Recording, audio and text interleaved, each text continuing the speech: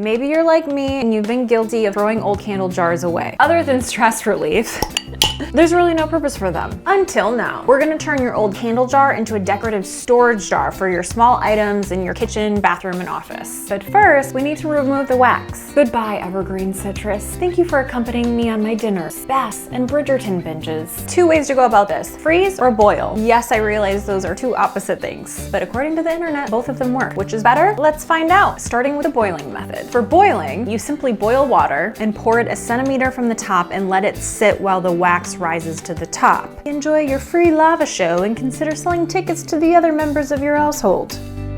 Also, it smells delightful. Evergreen citrus? Is that you? Thought it was over, but thanks for giving me one last whiff. The wax is supposed to rise to the top and harden so you can easily take it out, but it's almost been 2 hours and there's still wax on the bottom. For the freezing method, you simply put the jar in the freezer and let it sit for 2 hours. While you're waiting, pour yourself a glass of wine. There's a few cracks in there. I think that's a good sign. I'm supposed to be able to easily get the frozen wax out with a butter knife.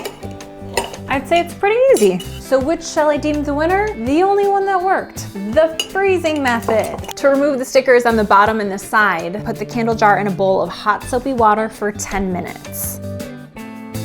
Side note, I'm starting a new nail trend called grow out your manicure for a month. All the influencers are doing it. If you have any leftover wax, throw it in the microwave for about 30 seconds and wipe it away with a paper towel. Lastly, you're gonna wash the jar and the lid. It is finally time to fill your jars with items like paper clips, cotton swabs, and a stash of chocolate chips. I like to have one for every room.